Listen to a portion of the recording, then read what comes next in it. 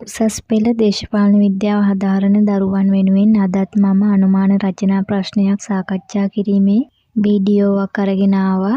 ඉතින් ප්‍රශ්නයට යන්න කලින් channel එක subscribe කරලා එකතු වෙන්න කියලාත් ආදරණීය මතක් කිරීමක් කරනවා. අද සාකච්ඡා කරන ප්‍රශ්නය තමයි පුතේ 1972 ශ්‍රී ලංකාවේ පළමු ජනරාජ්‍ය ව්‍යවස්ථාව යටතේ ජාතික රාජ්‍ය සභාවේ බලතල හා කාර්යභාරය කියන අනුමාන රචනා ප්‍රශ්නය. ඉතින් මේ ප්‍රශ්නයට පිළිතුරු ලියද්දී මුලින්ම අපි 1972 ශ්‍රී ලංකා පළමු ජනරාජ්‍ය ව්‍යවස්ථාව කොහොමද ගොඩ නැගුණේ කියන කාරණය පිළිබඳව මූලික හැඳින්වීමක් සිදු කිරීම අත්‍යවශ්‍ය වෙනවා. අපි බලමු පුතේ මේ 1972 පළමු ජනරාජ්‍ය ව්‍යවස්ථාව ගෙන ඒමට පසුබිම් වුණ කාරණා ගැන. 1948 පෙබරවාරි 4 දින ලංකාවට බ්‍රිතාන්‍ය අධිරාජ්‍ය නිදහස ලැබුණත් පුතේ ඒ නිදහස පූර්ණ ස්වෛරී නිදහසක් නෙවෙයි. බ්‍රිතාන්‍ය සොල්බෙරි ව්‍යවස්ථාව යටතේ ලංකාව පාලනය වුණේ ඩොමිනියන් තත්ත්වයක් යටතේ. ඒ කියන්නේ අර්ධ නිදහසක් අර්ධ වගකීම් සහිත පාලනයක් යටතේ. අග්‍රාණ්ඩුකාරවරයා වුණේ බ්‍රිතාන්‍ය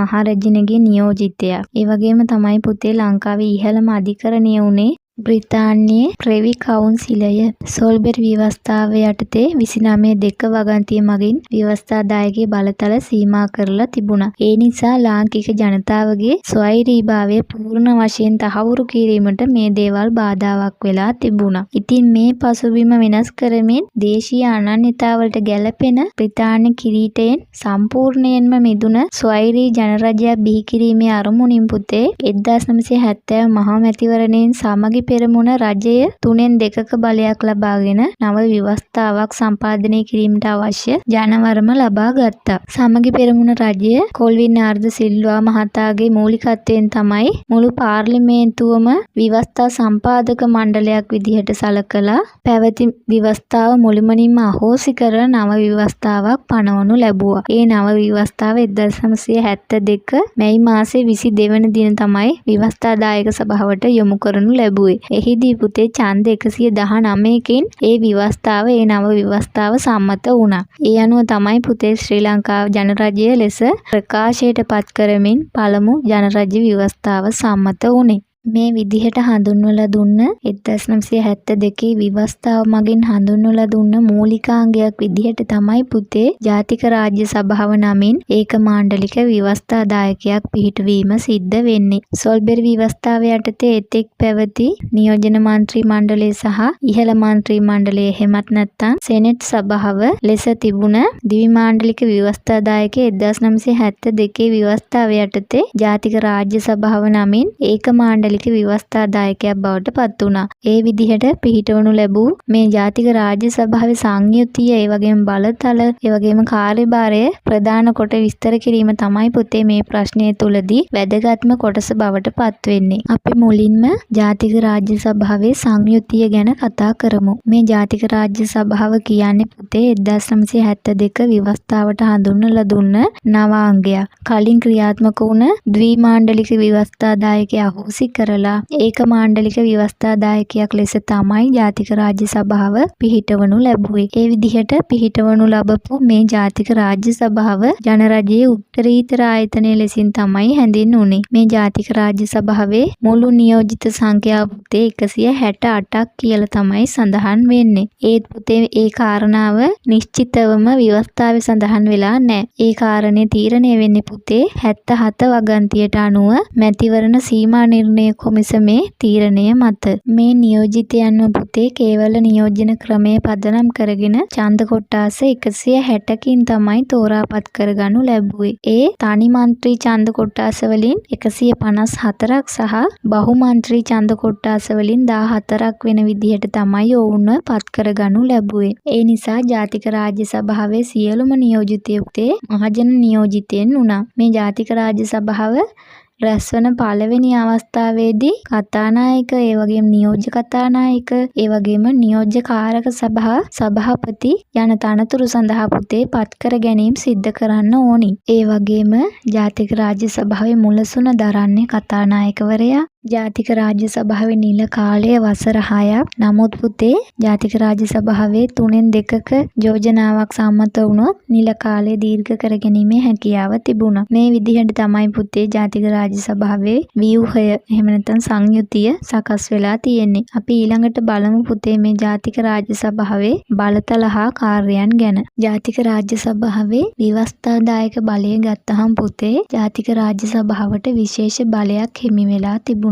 බලතල ඒකරාශී කිරීමේ මූලධර්මයේ මත තමයි එය සකස් වෙලා තියෙන්නේ. නීති සම්පාදනය අතින් ජාතික රාජ්‍ය සභාව ජනරජයේ උත්තරීතරම ආයතනය වුණා. ව්‍යවස්ථාවේ 3 වෙනි වගන්තිය තුලින් ශ්‍රී ලංකා ජනරජයේ පරමාධිපත්‍ය ජනතාව සතු වන අතර එය අත්හල නොහැකි බව සඳහන් වෙනවා. 4 වෙනි වගන්තිය තුලින් පුතේ මේ ජනතාවට හිමි පරමාධිපති බලය ක්‍රියාත්මක කරනු ලබන්නේ ජනතාව විසින් තෝරාපත් කරගනු ලබන නියෝජිතයින්ගෙන් සමන්විත ජාතික රාජ්‍ය සභාව මගින් කියලා ප්‍රකාශයට පත් කරලා තියෙනවා. ඒ වගේම 5 වෙනි වගන්තිය තුලින් ජාතික රාජ්‍ය සභාවේ උත්තරීතරභාවය ගැන සඳහන් කරලා තියෙනවා මේ විදිහට. ජනරජයේ ජාතික රාජ්‍ය සභාව උත්තරීතර වන්නේය. ජාතික රාජ්‍ය සභාව ජනතාවගේ ව්‍යවස්ථාදායක බලයත් විධායක බලයත් ජනාධිපතිවරයා සහ අමාත්‍ය මණ්ඩලය විසින් ක්‍රියාත්මක කරන්නේද ජනතාවගේ අධිකරණ බලය නීතියෙන් ප්‍රතිස්ථාපිත අධිකරණ හා වෙනත් ආයතන මගින් ක්‍රියාත්මක කරන්නේද ජාතික රාජ්‍ය සභාවයි කියලා 5 වෙනි වගන්තිය තුලින් සඳහන් කරලා තියෙනවා. ඒ කියන්නේ පුතේ ව්‍යවස්ථාදායක බලය ඍජුවම ජාතික රාජ්‍ය සභාව විසින් ක්‍රියාත්මක කරනවා. ඒ වගේම විධායක බලය ජාතික රාජ්‍ය සභාව පත් කරනු ලබන ජනාධිපතිවරයා සහ අමාත්‍ය මණ්ඩලය හරහා තමයි ක්‍රියාත්මක කරන්නේ. අධිකරණ බලය මේ වගන්තියට අනුව ජාතික රාජ්‍ය සභාව විසින් නීතියෙන් පිහිටවනු ලබපු අධිකරණ ආයතන සහ වෙනත් ආයතන මගින් ක්‍රියාත්මක කරනවා කියන එක තමයි මේ 5 වන වගන්තියෙන් ප්‍රකාශ වන්නේ. ව්‍යවස්ථාවේ 44 වගන්තියට අනුව ව්‍යවස්ථාව හරි එහෙම නැත්නම් ව්‍යවස්ථාවේ කොටසක් හරි සංශෝධනය කිරීමට අවලංගු කිරීමට සහ මුළුමනින්ම නව ව්‍යවස්ථාවක් පැනවීමට ජාතික රාජ්‍ය සභාවට පූර්ණ බලය තියෙනවා කියලා සඳහන් කරලා තියෙනවා. නමුත් පුතේ ඒ සඳහා සීමාවන් දෙකක් පනවලා තිබුණා. ඒ තමයි ආණ්ඩුක්‍රම ව්‍යවස්ථාව හරි එහි කොටසක් හරි අත්හිටවීම කරන්න බෑ කියලා සඳහන් කරලා තිබුණා. ඒ වගේම තමයි ආණ්ඩුක්‍රම ව්‍යවස්ථාව වෙනුවට නව ව්‍යවස්ථාවක් පනවන්නේ නැතුව මුළුමනින්ම පරිච්ඡින්න කරන්න බෑ කියලා සඳහන් කරලා තිබුණා සීමාවන් දෙකක්.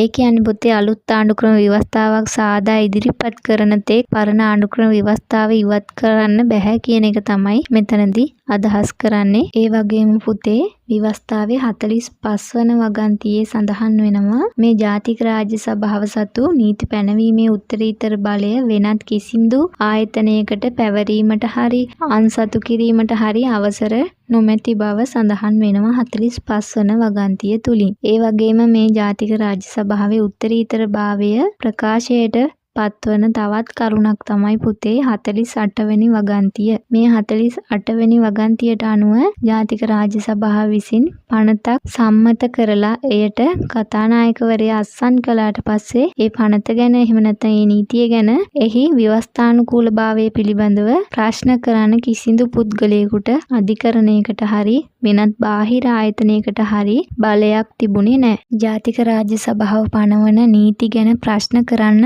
ආණ්ඩුක්‍රම ව්‍යවස්ථා අධිකරණයට යම්කිසි බලයක් තිබුණත් ඒක පුතේ ජාතික රාජ්‍ය සභාවේ ව්‍යවස්ථානුකූල බලයට හානියක් වුණේ නැහැ. ඒ නිසා නීති සම්පාදනය අතින් උත්තරීතරම ආයතනයක් විදිහට ජාතික රාජ්‍ය සභාව ව්‍යවස්ථාව තුලින්ම සනාථ වෙලා තිබුණා. ජාතික රාජ්‍ය සභාවට තිබුණ විධායකයේ පාලනය කිරීමේ බලය ගැන කතා කරද්දී පුතේ 1972 ව්‍යවස්ථාව තුල සත්‍ය විධායකය වුණේ අගමැති ප්‍රමුඛ කැබිනට් මණ්ඩලය.